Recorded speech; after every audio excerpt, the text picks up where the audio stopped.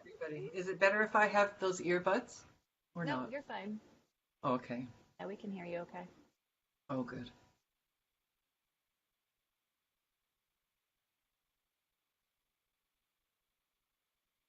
Okay, I guess we're live. I'm sorry, technical difficulties. It's not even Mercury retrograde yet. I know.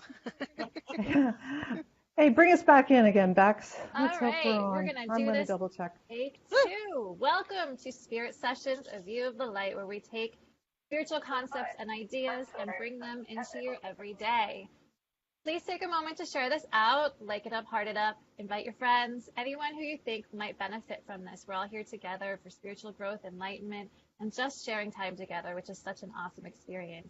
And Rhonda has brought an amazing person to join us today. She found this beautiful being, Terry Anderson, who is going to share with us her awakening experience, her near-death experience, and how she's really come into her own and understanding herself and her abilities more. And it's powerful what she's going to share. So we're really excited to have her here. And we're excited to have you all here as well. So please bear with us if we have any more technical issues, and hold space, call in, all of the benevolent beings of love and light who can help us ground in this energy, because we're ready to take off today. So Rhonda, please share a little bit about our guest. I'd love you all to meet Terry Diane Anderson, a fellow Canadian from Vancouver Island, way on the west coast, and she's up early this morning to join us in all her beautifulness. Terry is a psychic medium. She's an intuitive, medical intuitive psychic, and she does remote viewing to the max. And all these gifts were wakened up to you after your near-death experience.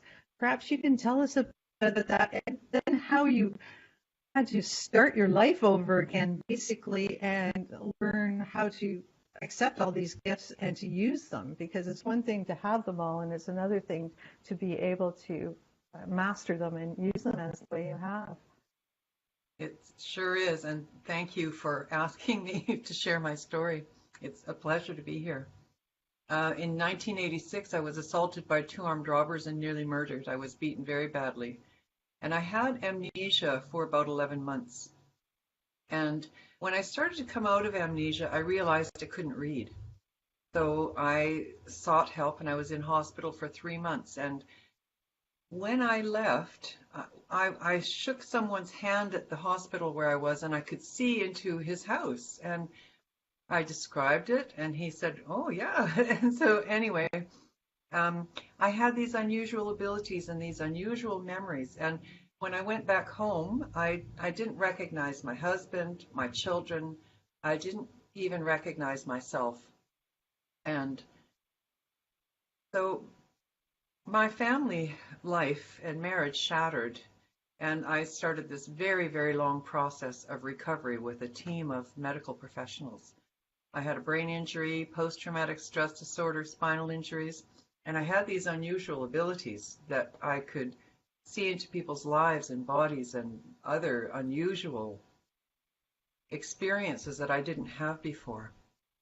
So I was very curious and tested it, and at times I thought I was going crazy. But I also remember being out of my body in a spiritual realm with spirit beings. These three male entities, I'm going to call them non-corporeal, non-physical beings in another, this was outside of time, outside of space. And this felt holy. It felt like a holy mountain. And it was so warm and so bright, and it just felt so good to be there. It felt like home. And I was trading or exchanging something with them, and they gave me like a download of information, a past life review and a future life review. And then I remember coming back, and I'm in a body again. And I thought, well, I thought I was dead because I was in the spirit realm for a long time, it seemed, taking classes, doing all these learnings, and then I'm back in a body, and I didn't recognize this body or this life, and I didn't even know what it meant to be female or male. and I sensed these power structures in the world. And I thought, well, what is this? And I didn't even feel like I was from here. And so it was a huge adjustment, and that was at the age of 30. So it was like being, and I remember mourning my own death, and then having to, coming back into a body which didn't feel like mine, but with this whole future plan, like that I came in with, was, more than I could deal with, and I couldn't find professionals to help me with this. So I kind of thought I was going crazy, and I sought a lot of care with psychologists, psychiatrists, and these interdimensional experiences and memories that I have are so clear, so precise about people I would meet and events that would take place, and these really advanced technologies, and on and on. And I remember one psychiatrist, he said, well, what do you mean interdimensional? And I thought, well, doesn't everybody know what interdimensional means? I thought, you're a psychiatrist, you're supposed to know these things. So in my journey of trying to recover from this trauma and then the resulting losses after the trauma, I've realized, I went to a university and talked to a professor about these precognitions I was having. And he said, well, nobody's going to believe you, Terry. And I thought, wow, the mental health field is not really very well equipped to deal with spiritual transformations. So I realized there was great need in that area. And I wondered how many people in the world have had these spiritual transformations, out-of-body experiences, and this transformation of consciousness, so that they can then, have these out-of-body experiences and interdimensional experiences. And yet there's no foundation for it in our modern day culture with psychology, with psychiatry, with the so-called mental health field, even religions. I used to be religious until this near-death experience. And I realized that the religions didn't have a foundation to address the spiritual transformations either. So this is kind of a new paradigm, and I think that humans are evolving. I felt like I evolved. And I have since, I love research, and trauma can often lead to transformation and evolution of consciousness, and I really feel like that's what happened to me. But it also feels like this was like a reincarnation experience. So I'm open-minded about reincarnation. That's And very so after getting all the help from medical professionals, then I went back to my doctor and I said, I'm having these experiences. And he says, oh, you've had a near-death experience. And he referred me to the IONS, which is the International Association for Near-Death Studies. So I connected with them and did research and even helped run an organization, a sister organization here on Vancouver Island for about 7 years. So we interviewed lots of people that had near-death experiences, out-of-body experiences, and we did some television and conferences at universities and held monthly meetings. And so, it was very interesting. And then I found an organization called the International Remote Viewing Association. One of my favorite scientists was going to be speaking at a conference, William Tiller. And so I really wanted to hear him. And I went there and saw that there was, people from the CIA there. And I thought, well, I don't know if I want to be part of that. But, those were my peers because they could do what I was doing. And I felt that it was for me, and I'd found my peers. So I started training in controlled remote viewing. And I remember when I started at the intermediate level with Lynn Buchanan, I said to him, if we can see the future, can we do anything about it? Because what drove me into remote viewing was that I had a dream about my brother and his son, about a terrible car accident. And I didn't have my brother's phone number to warn him. And I was hurrying for a flight. So I I phoned my sister and told her about the dream, and she gave me his number, but I was going to miss my flight if I didn't get going, so I left. 2 weeks later, came back from America and had another dream that I was on a bed and with a child, and this bed was moving into a hole in the wall, and there was a cloudy brain. And when I woke up, I thought, well, what is this? This isn't a dream. This is a spiritual visit with the child, but who is the child? And that afternoon at work, my sister phoned me and told me that our nephew had been hit by a car, and he was in the Vancouver Children's Hospital, and they did an MRI scan, and it showed a cloudy brain, which meant he had brain damage. So we all met in Vancouver. My brother pulled me aside and told me what happened. His little 8-year-old boy had been hit by a car. And so then he takes me into the room, and here's this little 8-year-old boy in a coma, and it was the first time I met him. And I thought, well, how does this work? How could I see this car accident so clearly 2 weeks before it happened? And then how could my consciousness go through the MRI scan with this boy? And I didn't know who he was. So I just stood in prayer and wondered how this could happen. And I carried a lot of guilt for a long time. And that's kind of what drove me into controlled remote viewing, because I had so many precognitions about the future that so Lynn took me on a time experiment, taking me forward in time to view and backward in time to view a certain event. And I really began to understand how to work with these abilities.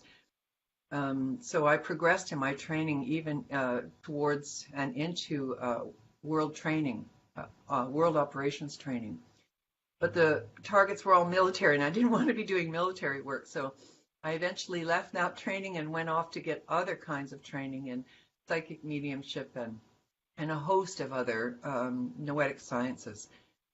So, but I do want to backtrack, because one of the clear memories that I have was a being in white standing in front of me, a tall white being, boring into my third eye to open my third eye. And it was so traumatic because there was no anesthetic. And at least that's my comprehension of it. And so, we all see on the American dollar the third eye and all of this. So, once your third eye is open, then you can see through time and space. Time and space is kind of our construct here of how we measure things. And I became so intuitive and so psychic that I really had to get training. And so I've even studied, psychic detective training and various other kinds of training. It's all posted on my website there. And so I use these abilities, and they continue to evolve and expand and refine. And now I don't need to do the ideograms anymore that we were taught how to do in remote viewing.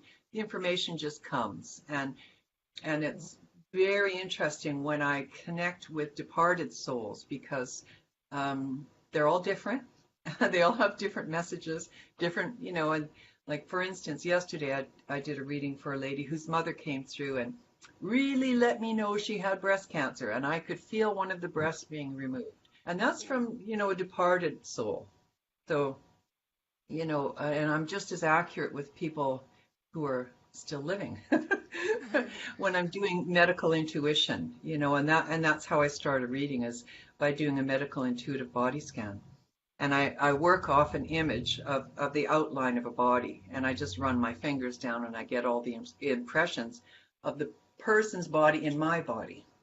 So it's become really a very exciting field. Very exciting. Amazing. I have one question. You did have a near-death experience. So in your beliefs now that you're not religious, so to speak, you do believe that there's a heaven or there's life after death. Or so when we cross over here, something much better beyond right now than this tough school of that we're in. When I was there, it felt like home. That to me felt like home. That was outside of time and space. And I remember going to different classes, very interesting. And but I also remember, other dimensions and So it makes me realize that we are kind of multidimensional beings, and I have these interdimensional experiences with interdimensional beings. You know, I've seen angels. They've come from another dimension and appeared in this dimension and around people, and I've clearly seen it. Children, adults, it doesn't matter. And it's amazing. It's miraculous. And when I'm doing a medical intuitive reading, it's miraculous. It feels amazing. But I think these are our spiritual technologies that we have.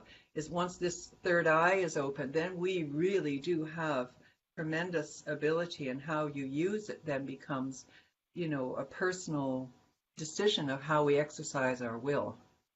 And I choose to use these abilities to help others because I feel that that is what my mission is. I came back with a mission, very strong mission. And I was shown all these different events and people that I would meet and things that would happen. So it's kind of a twofold conundrum, really, because it feels like, yes, I see all these things that are supposed to happen, but is my free will here? Or is this destiny? Or, I really grappled with that one for a while. But because I remember being in another dimension and seeing all of these images and screens of future events and even historical events of, the Earth's history and genetic manipulation and etc. I think I've, over time, been able to incorporate all those images and all those abilities, with the help of a lot of really excellent tutors, amazing tutors, Awesome. Yeah, when you said the multidimensional things that you saw when you were in heaven, it reminds me of what Jesus said, my house has many rooms. So you can imagine when he was speaking to people 2,000 years ago, he couldn't have said, yeah, heaven's multidimensional, guys. That's my house has many rooms. And maybe that's what he was talking about, many different rooms in many different areas. I'm just, throwing it out there. I like it. Well, you gave me tingles when you said that. Yes. So I got it into my head when you talked about it. So that's what that's what I think. That's right on. cool. Right on. Yeah, I love it. Can I just jump in with a comment real quick? I just wanted us to hold space. Kelly Klein is going through something right now. She's at the vet with her cat, and it looks like her cat may be passing over. I remember. So please take a moment and hold space for her, because that's a really hard thing to go through. And just send her love and love to her fur baby. Yeah. Did you see Did you see animals in? They'll feel. Yeah, I do. I see animals in the spirit realm. They come and communicate with the living, and it's amazing. Their energy just transforms. When people are born into this world, they come from spirit, and so when we die, we go into spirit. So it's this. It's just a stage. It's just a transformation from one life to another. And animals are the same, do you think? Do you think they have a similar I think path? they are, because they come through and they give all kinds of information. In fact, my granddaughter is also gifted like this, and one of our friends had a dog, and the dog died, and it came to visit her many times after it died and was licking her face and everything. Oh, I the departed souls, believe that.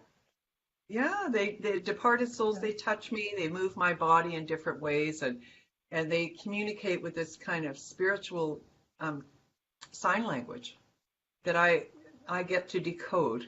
And so my understanding is like this morphogenic field has all of this energy in it, right? And I can feel this energy and these frequencies, because everything is frequency. So I can decode those frequencies, regardless of time, regardless of space. Doesn't matter who, what, where, when, or why. I can just get that information and just pick it out. And because it's a frequency. And I've learned, through my training how to sensitize to it. So it's a beautiful discipline. It really is. Yeah, so cool. And You do this, you sticking kind of to at this point in time, you're doing much of your readings are medical intuitive readings. Is that what you really like doing? Is that what you call your specialty? That's what I start every reading with, and that's to get a really good connection to a person's body, and they know my accuracy, and I just check to see that they don't have cancer or something else that maybe they don't know about. And so after that, then I go and get the information they want. So the medical intuitive part is more of a public service. So I get a lot of people coming to me that have kind of given up on doctors, on the kind of Western medical dinosaur, shall we say, because some of the elements of it are not as evolved as it could be. And a lot of people are very skeptical, and I really like working with skeptics because I was very skeptical going through my own training, being told, oh, you're so gifted, you're this, you're that. And I thought, yeah, right. Prove it to me. I want to see it. I want to see it for myself. So I like proof and I like skeptics. It's good to prove it, And so I know for hardcore scientists, they want to see the evidence and they want to put it in a model. And these new physics, plasma science, etc., and these frequencies, they don't really have an established model yet with a proper foundation so that the other disciplines can grow and change their fields from. There has been a couple of really good books. Stanislav Grof and his wife wrote a book called,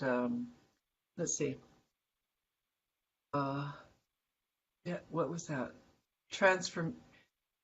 Spiritual Transformation, I think, something like that. And I think they're both psychiatrists, and they did a long-term study of these spiritual transformations and what happens in a person's psyche and their I don't know, body, mind, and spirit, I guess.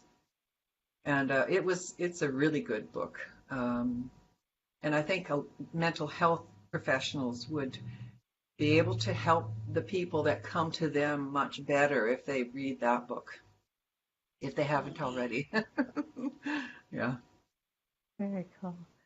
So you have a little meditation that you do to help ground people. You were talking about us about. Can you give it to us? Like maybe just the one that you do to bring yourself in, the one where you were talking about going into your heart. It was one you thought everyone should do. Yeah, this helps people calm down if they have anxiety or they're nervous or scared or they're depressed or upset, if they just don't feel right. Meditation is a really good way to alter your neurofeedback and biofeedback. So you get really relaxed in your chair and put both feet on the ground. Or you could lay down if you want to do this. And you take some very slow, deep belly breaths in through your nose and out through your mouth several times. Make a lot of noise when you do it. You can really feel the air go into your lungs and fill your lungs and your belly. So you do that several times until you can feel your heartbeat. And a lot of people have a hard time connecting to their heartbeat. You can go in through the pulse on your wrist or on your neck, or just put your hand on your heart. I've done it so often now that I could just do that breathing and go in and feel my heartbeat. And when I feel the other person's heart, then I start the reading. Because I've detected, the way their heart is beating, if they have high blood pressure, low blood pressure, if their heartbeat is fast or slow. And it's remarkable. And so that's how I start every reading and get centered, so that I'm not in ego. I'm in a divine place that's separate from ego, where I get this information from. And there's no judgment on the information I get. I just deliver everything, whether it's and it's typical that the things I don't understand, like, what is this? Some funny things that come out that the person just starts laughing because they connect with it immediately, and so, it's really exciting. As long as I trust what I get and don't analyze it, then the information is really accurate. As soon as I You start just to don't find, even, yeah, yeah. You just what's give that? it. You just Yeah. give it. You don't Yeah, try No filter. and no filter. Yeah. yeah, no filter, and no analysis, because that pollutes it. And so, Yeah. it's quite a refined discipline. And when the impressions come really fast, I have to speak it really quick, otherwise I lose them. Yeah. you know, Right. and I think if whatever impressions come are directly for that person. Yeah, if you've ever had a Yes. reading with Beck, you know what Terry's talking about. Yeah. Beck speaks faster and faster and faster and faster. It's funny. It's a lot of fun. It comes So, flying through. I'm always trying to like slow down, slow down. No, it flies out. There's no slowing down. Yeah. Yeah. And sometimes a lot comes in, you know, on different sides from different people, and it's important, and to try and get it all, and Yeah. and I put everything down on paper so that people get all of the information.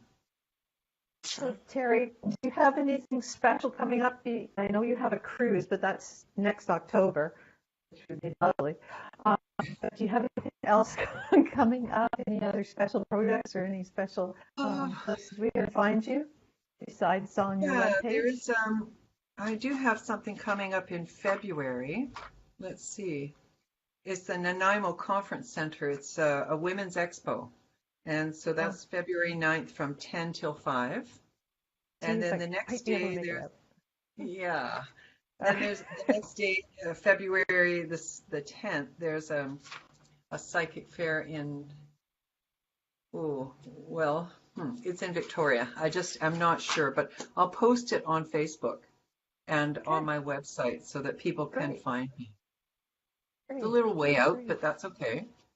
February will Yeah, be here before you know it, Yeah. Time yeah, goes. and you have daffodils blooming already, I hear. Well, some I places haven't have seen any. daffodils. My sister showed me one. Look, it's blooming.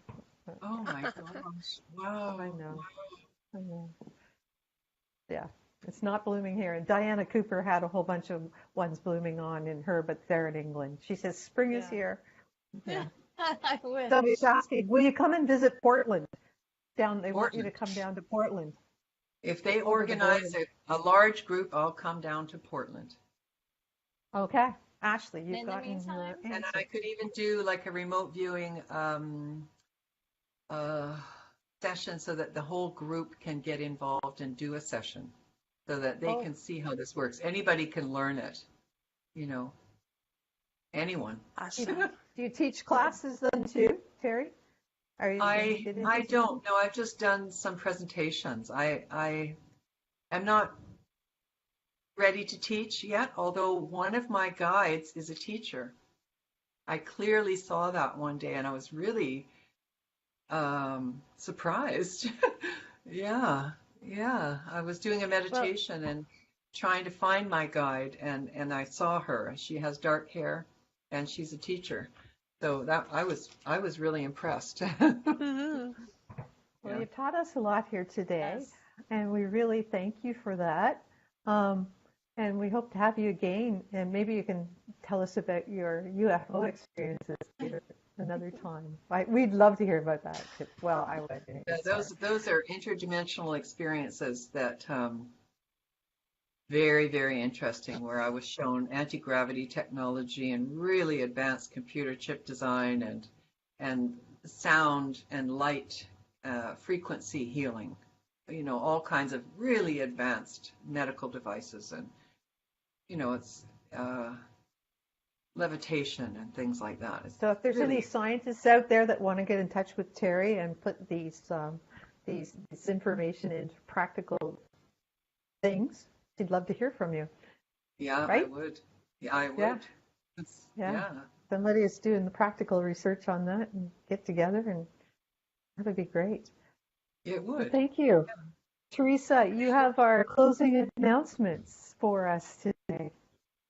Yes, I have some closing announcements at last. So thank you, Terry. It was so amazing. The only question I had was, how did the little boy turn out? Did he turn out okay, your nephew? He's 18 now, I think 18 or 19, and he still suffers from the brain injury. And Wow. so he's had a really, really rough go of it. And he is the reason I do this work. Wow. And I thought if I had only understood what I have or how to use it, then I could have prevented his accident. I feel that, but it didn't happen that way. So now I get to see the future for other people when I'm doing readings, whether it's car accidents or illness or whatever. So in that way, his life, his effect on my life has been so profound that it's gone on to help countless people. That's That works beautiful. sometime. Wow. Yeah, Everybody has that's this beautiful. privilege and we don't know what it is, right? Yeah, just honor it. And I'm learning some of the worst tragedies, the worst traumas can lead to the greatest transformations. So it's how we look at it and how we explore where the silver lining is and how we can evolve and change and heal from that. Truth bomb. Yep. That's so true. So this is Sunday at the Akashic Academy. This morning we've already had Amanda Marie. Then we've had our show with our wonderful guest, Terry. And next is coming at 1 o'clock Eastern Time is Kathy Homeyer, Nourish Your Multidimensional Body. Always, always fun to listen to Kathy. And then tonight, it's our 7 or is it my 7? What time is it Eastern Time, 8, Janelle's 8 show? p.m. 8, 8 okay. p.m. 8 Eastern. p.m. It's my 7, but 8 p.m. Eastern Time, Janelle Cameron with the Cosmic Ascension Report. And I just love that show. There's so much going on that we need to know about as we're ascending and going through different symptoms. Find out and listen to what Janelle has to share about that and find out exactly what's going on with you, because some of the things that we're going through, we think we're sick or we think we're going crazy, but really it's just the ascension symptoms. So go and check out that show. And then tomorrow we have Sarah Lillian on the Akashic Academy. And so go like us up, like the Akashic Academy, and leave a review. Tell them what your favorite show is and share that. And we also have the Akashic Academy magazine that is out. That only comes out like, 4 times a year, every 3 months or so. Enjoy all those beautiful articles written by some amazing people, including Rhonda. So come and check that And out. Now, Teresa. yeah, I've put my stuff in there too. So, it depends what you like. So we have a bunch of winners from last week's show. Do you guys remember our amazing show of our anniversary? We had so many co-hosts of our show that day, all the beautiful hosts from the Akashic Academy, and many of them have shared sessions. And so we've got a lot of winners to announce. So everybody listen up, and I think we'll type this in later too so that you guys can still find it. Okay? Yeah, we'll post Who it. won? Yeah, Rhonda, well, thank you. You're amazing, all the things that you do to help us. So I appreciate you publicly and privately. So who won an 1-hour Akashic record session with Emily Harrison? That would be you, Nancy Louise. Who won a 30-minute light wave balancing session with Christy Warnick? That is Hody Maloney. Malone? Okay, Malone. Malone. Sorry, Malone. Okay, and then who won a healing session with my friend Kiara Lani? That would be you, Michelle Hesse, or Michelle, it's you. I'm so excited. And someone won a dragon dog shaman Reiki class with Sifu Paul Boggy Brighton. And you know the energies that he has, and I think you're going to be so happy about this. Joyce Ann Weaver. So, woohoo. Now, next we got Kathy Homeyer coming up. Well, someone won a soul realignment reading with Kathy Homeyer, and that would be Judy Huffman.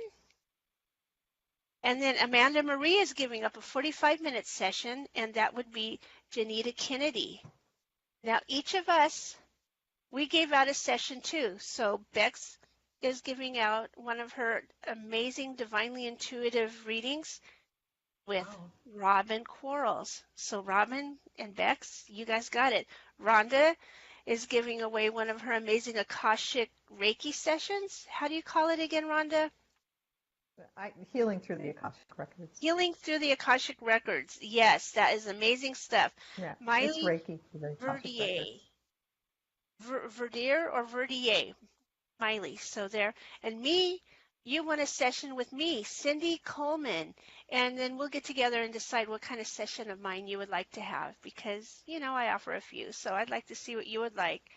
And whoever shares out this episode with our wonderful guest, Terry, will win next week with Bex Marie. So keep sharing, keep liking and loving, and keep this going out. There's good information here at the Akashic Academy. It's a great alternative to the news. You'll come away feeling good. Yes. Yeah, more positive. Instead of frustrated. Yes, exactly. So thank you It's all all. about bringing- From our hearts to yours, thank you. And thank you for growing with us. This is going to be an amazing year, and I'm glad we're all together on this journey. Thank you very much, ladies. This has been an honor. Been an honor Thank for you, us Terry, too. for Thank joining you. us. Thank you, Terry. I could listen to you so all great. day. Yes, I've got so many more questions. I know. Me Thanks. too. We're definitely having you back. Thank you. Okay. Have a good day, ladies, and Blessings. everybody on Bye-bye. Facebook.